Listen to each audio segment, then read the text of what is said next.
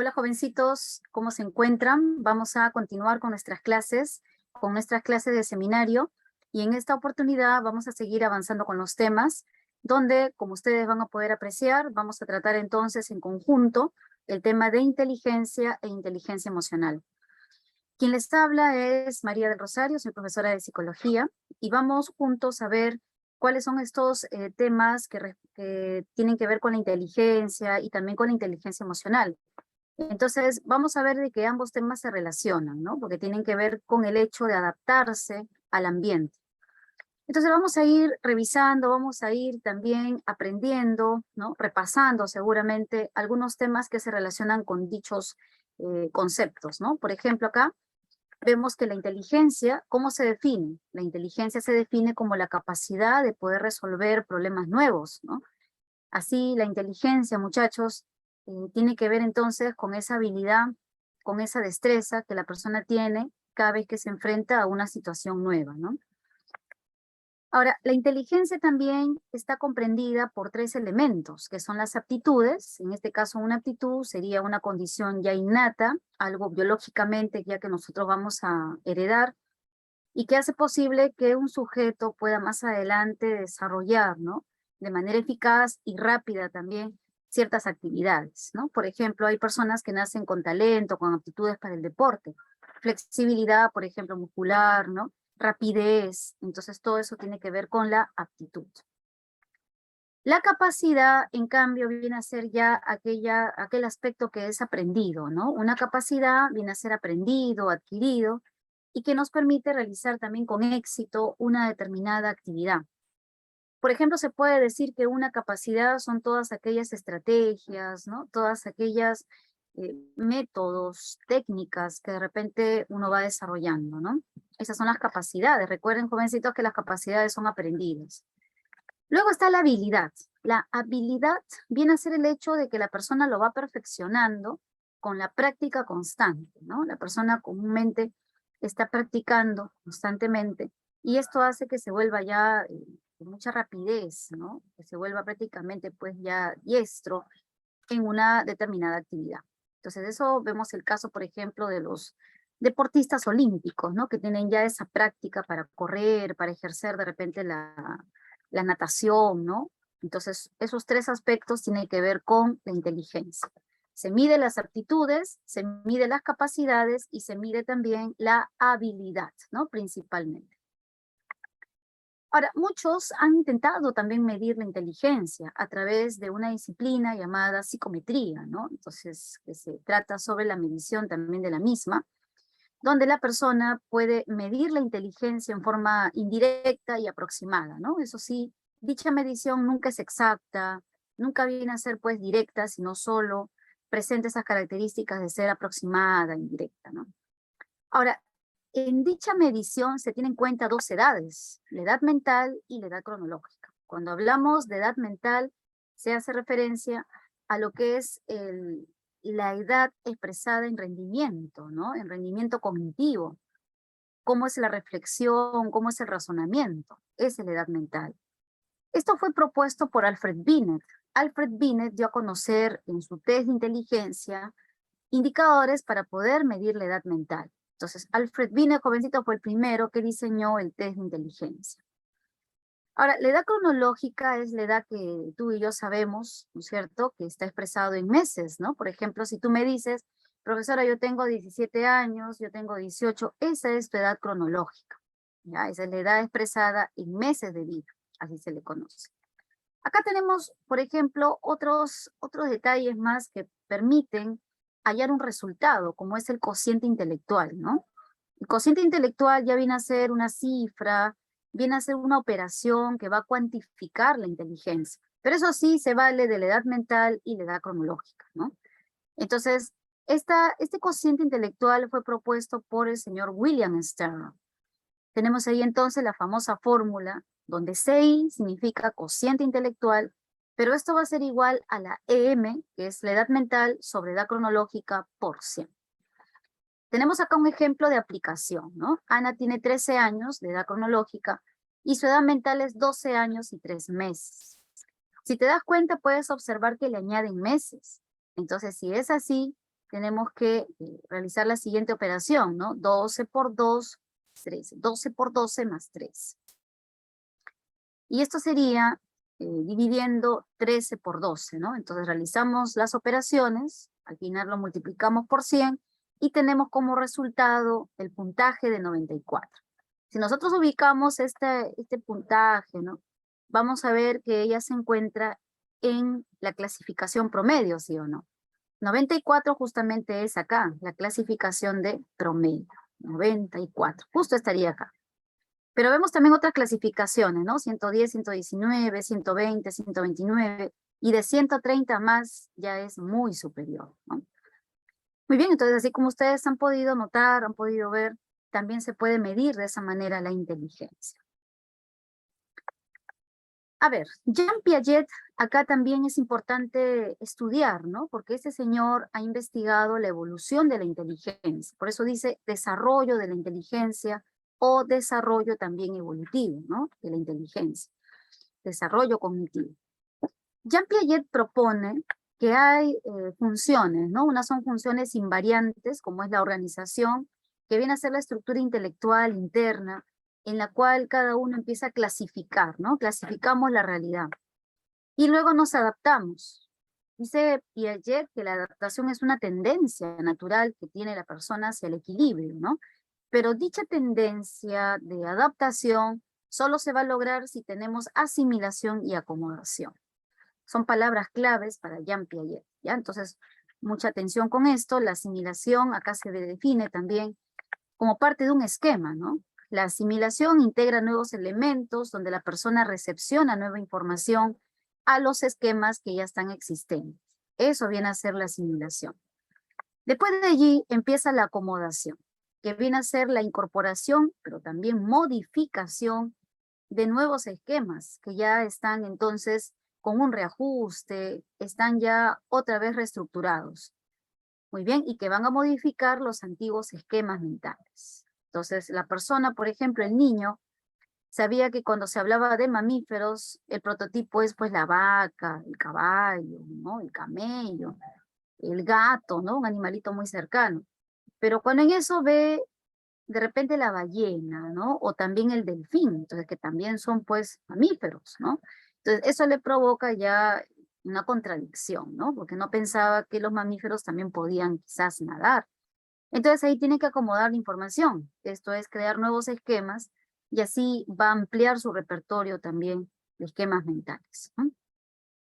Estos esquemas entonces permiten que la persona pueda interpretar la realidad, estructuras que se usan para adaptarse, pero mira, cada una de las etapas son 4 etapas que el señor Piaget propone. Cada una de estas etapas que aquí vamos a mencionar, sensorio motor, preoperacional, operaciones concretas, operaciones formales, cada una de estas etapas tienen sus respectivos esquemas mentales, que como ya se había dicho son estructuras que usan para adaptarse, ¿no? Es la forma como yo organizo la realidad. Es una secuencia de comportamientos, categorías, conceptos que están interconectados. Se van a consolidar con la repetición constante y se aplican a diferentes aspectos de la realidad. Se diferencian modificándose, dividiéndose, complejizándose, ¿no? Ahí ustedes tienen entonces toda la evolución de los estadios. Ahí está, el primer estadio es el sensorio motor de 0 a 2, preoperacional de 2 a 7, operaciones concretas de 7 a 11 y operaciones formales de 11 a 16, ¿no? Vamos entonces a propósito a ver cada uno de ellos. Así cuando se habla del sensorio motor, aparece un conjunto de esquemas que son, ¿no? Generalmente reflejas. Ahí está, empieza por ejemplo la lactancia, Babinski, que son reflejos innatos. Luego aparece la formación de los primeros hábitos, que vienen a ser costumbres que ya la persona, el bebé, está poco a poco incorporando, ¿no? Un conjunto de hábitos que son conductas que se repiten. Por ejemplo, buscar el pezón de la madre, succionar su pulgar, ¿no? Chuparse el dedo. Y esto dará como consecuencia las reacciones repetitivas. Por eso dice reacciones circulares. Reproducción de fenómenos que le interesan. Por ejemplo, sacudir las cosas, aventar las cosas al piso, gritar, ¿no? Son reacciones circulares. También demuestra el bebé inteligencia sensorio-motora, ¿no? Eso lo dijo el señor Piaget. Pero eso sí, esa inteligencia es más por ensayo y error, ¿no? Por tanteos, por equivocaciones. Van creando entonces nuevos esquemas y van resolviendo también problemas. Así, por ejemplo, un pequeñito que quiere alcanzar una vasija, una galleta que está muy alto, propone pues un ensayo, ¿no? Un ensayo, pero también se equivoca, empieza a jalar poco a poco quizás el individual, después el mantel, hasta que se caiga la galleta, ¿no? Ahí está dándose indicadores de inteligencia sociomotor, ¿no? Sensoriomotor. También se va a dar la noción de permanencia del objeto. Este último esquema mental es importantísimo porque expresa que ya el bebé, ¿no? Ya tiene una representación mental, ¿no? Ya empieza entonces a imaginar, ya empieza entonces el hecho de que ya la persona tiene una representación interna, ¿no? Y esto hace que el pequeño pueda entender también aspectos que van más allá de lo sensorial, ¿no? Por ejemplo, si uno esconde una sonajita, uno esconde de repente un juguete, ¿no? Debajo de la manta, de la colcha, el pequeño sabe que está ahí presente, aunque no lo vea visualmente, ¿no? Pero sabe que existe. Esa es la noción de permanencia del objeto.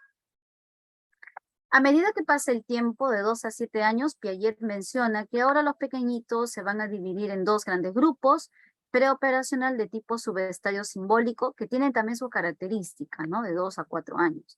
Se presenta para empezar la imitación diferida. Esto significa que reproduce conductas después de haber visto el modelo, ¿no? Esto explicaría por qué los niños muchas veces juegan a los profesores, juegan que están revisando exámenes, la niña se coloca los zapatos de la mamá, ¿no? Empieza a veces a utilizar sus cosméticos, esa es la imitación diferida, ¿no? Reproducción de acciones en ausencia del modelo. Luego tenemos el juego simbólico que también va a atribuir cualidades simbólicas a los objetos a fin de jugar con ellos, ahí predomina la imaginación. Entonces, jovencitos, así podríamos citar que un palo de escoba para un pequeño es como si fuera un caballo, ¿no? O una espada. Una caja de cartón grande puede ser no sé, un cohete, ¿no? Una nave espacial, ¿no? Entonces allí hablamos de un juego simbólico. Tenemos después el egocentrismo, ¿no? El egocentrismo era cuando los pequeños no pueden colocarse en el punto de vista espacial, ¿no? De la otra persona. Entonces no entienden cómo percibe el otro o la otra persona, ¿no? Entonces es parte de su egocentrismo que después se puede manifestar en animismo, artificialismo, ¿no? Seguramente ustedes ya deben haber escuchado. El animismo es darle pues vida a las cosas, ¿no? Es parte de su egocentrismo. El subestadio ya intuitivo va de 4 a 7 años y ahí se produce la centración, ¿no? Esto significa que suele concentrarse solo en un aspecto, solo en una característica, pero deja de lado o excluye, como acá se menciona, a otras características. Entonces, por ejemplo, es más importante para el pequeño cantidad que calidad, ¿no? Entonces, tú le puedes dar una propina expresado en muchas monedas de 10 céntimos, ¿no? Y el pequeño va a pensar que tiene bastante dinero.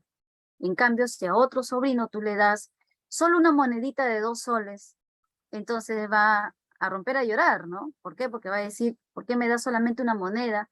Y a mi otro hermano le has dado 4 monedas, ¿no? Son 4 monedas de 50 céntimos, ¿ah? Pero el pequeño va a ver cantidad, porque está con una centración.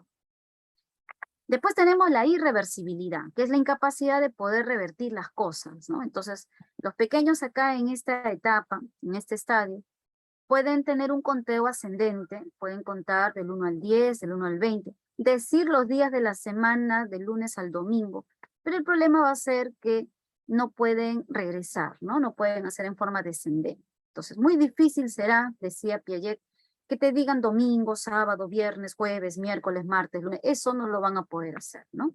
No tienen esa facultad de regresar, por eso son irreversibles. Pasando un poquito más en la edad, tenemos las operaciones lógicas ya que aparecen en la primaria de 7 a 11, ya el pequeño supera la irreversibilidad y es capaz de entender la matemática, ¿no? Ya sabrá que 5 por 2 y 2 por 5 es igual, ¿no? Es capaz de revertir mentalmente el cambio que ha observado, por ejemplo, ¿no? Le ayuda también esto a la matemática. Seriación ya permite entonces agrupar objetos en función de ciertas características como la altura, por ejemplo, ¿no? Ordena los objetos según sus diferencias, colores. Y luego aparece la clasificación, donde también organiza, ¿no?, jerárquicamente inclusive, los organismos, los objetos, en función ya de algunas cualidades, ¿no?, o detalles, por ejemplo, mamíferos, de repente ovíparos, no sé, vertebrados, no vertebrados, ¿no? Entonces ahí tenemos la clasificación. Luego tenemos la inclusión de clases. Acá puede entender el parte todo y el todo parte, ¿no? Género especie también. Establece relaciones entre clases, ¿no?, y subclases. Por ejemplo, pedal es parte de una bicicleta, ¿no? Parte todo, por ejemplo. Tenemos la noción de conservación. Esto hace que los pequeños ya puedan saber superar la centración, ¿no? Saben entonces que aunque sean 4 monedas de 50 céntimos y parezca que es bastante, en realidad son 2 soles nada más. Es lo mismo que el otro hermanito que tiene una moneda de 2 soles. Pero al ver 4 monedas de 50 céntimos, el pequeño que está en primaria sabe que es lo mismo, solo que está en sencillo, ¿no?, como se suele decir.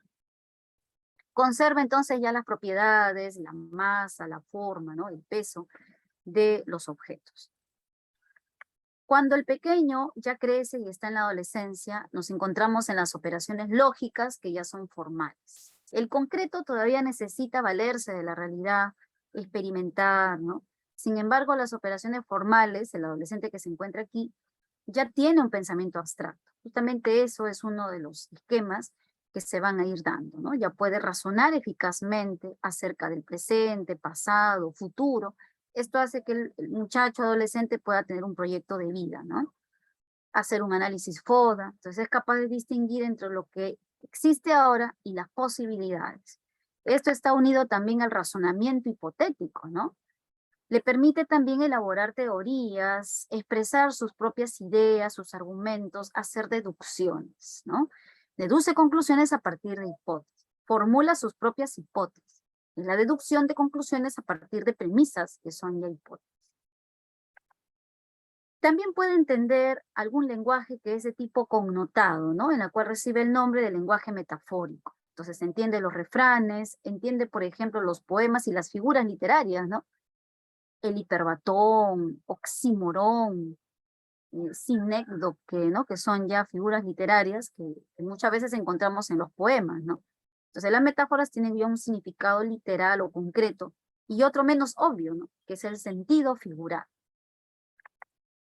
También está acompañado del pensamiento probabilístico, ¿no? Aplica todo un sistema combinatorio, por ejemplo, en matemática, que le permita tomar en cuenta todas las posibilidades, combinaciones de los componentes a fin de calcular las proporciones, ¿no? Es el pensamiento probabilístico. Por ejemplo, en física, muchos jovencitos investigan el movimiento del péndulo, por ejemplo, ¿no? Y en cuántas probabilidades podemos medir dicha velocidad, ¿no?, pulsación. Muy bien, entonces, así Jean Piaget nos explica que los seres humanos vamos pasando, transitando por esas etapas, por esos estadios, ¿no? Y que para que se dé ese tránsito, esa evolución, tiene que haber una asimilación y una acomodación.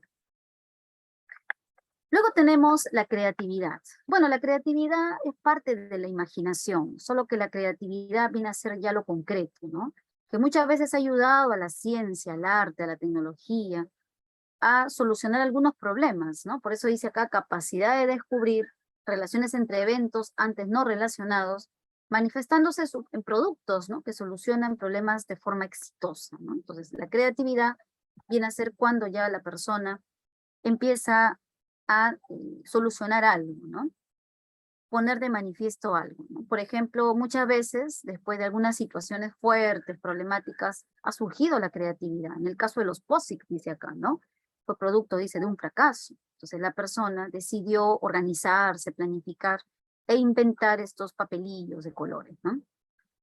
Hay teorías que explican cómo es este proceso creativo, ¿no? Ahí tenemos a Graham Wallace. Bueno, él decía, ¿no?, que hay una preparación primero, una previa preparación, donde ahí la persona busca problematizar y busca marcos teóricos, busca información de lo que está investigando, ¿no?, lo que quiere solucionar.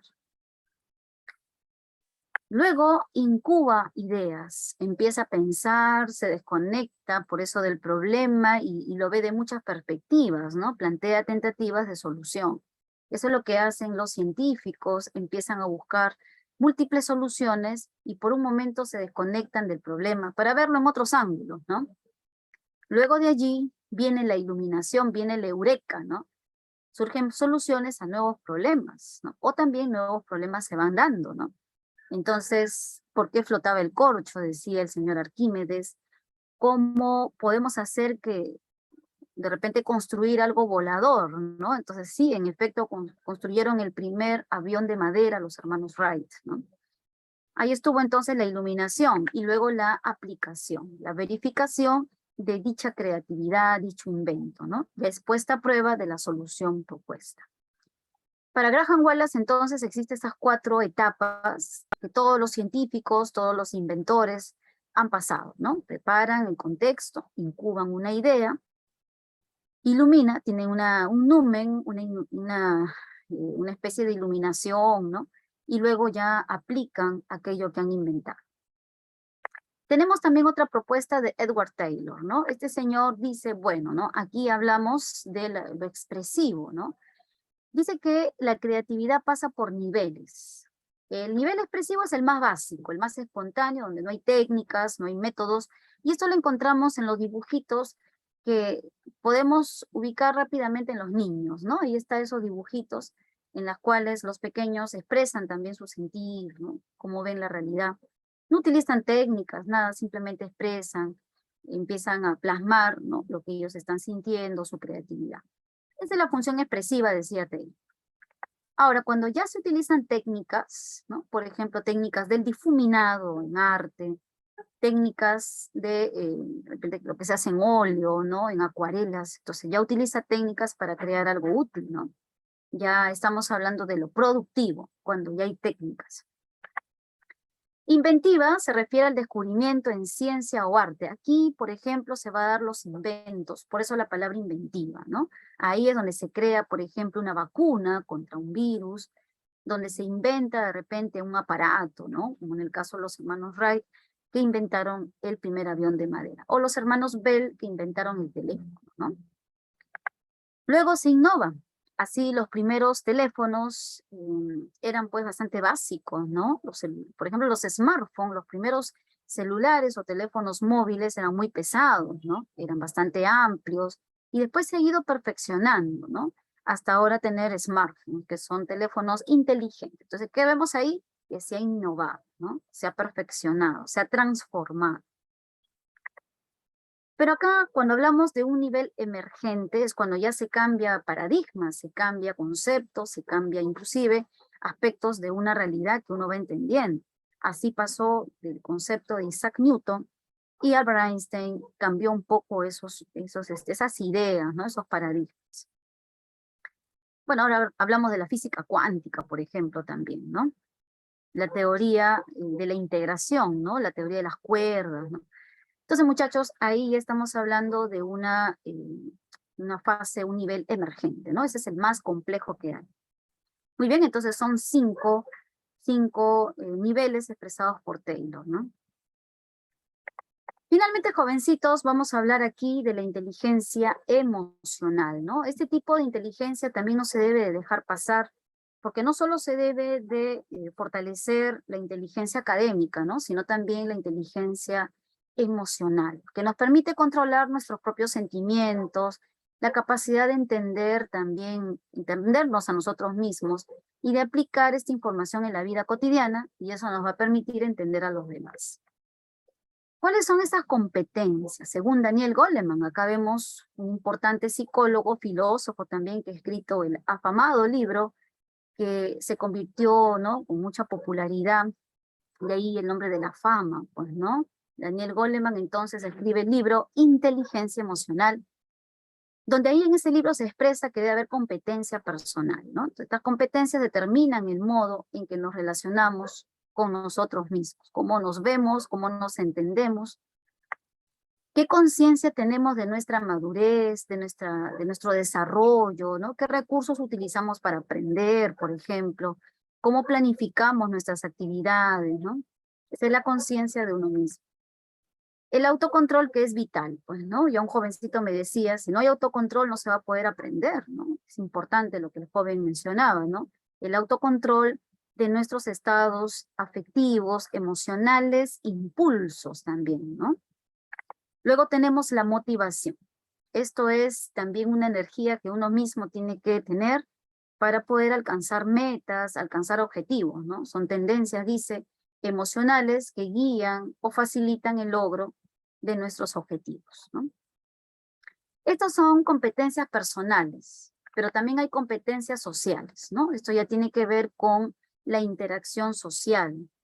¿Cómo debemos tratar a las otras personas? Bueno, tiene que haber empatía, ¿no? En primer lugar, la empatía es la conciencia de los sentimientos ajenos, ¿no?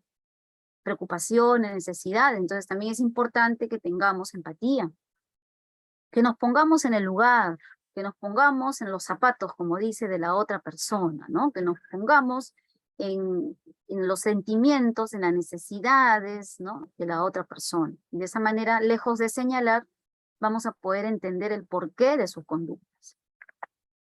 Y bueno, las habilidades sociales que también se conocen como habilidades blandas, ¿no? Son capacidades para inducir respuestas deseables en los demás.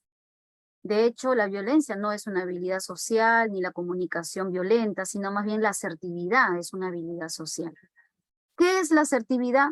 Es cuando la persona manifiesta su punto de vista sin atacar, ¿no? A los demás.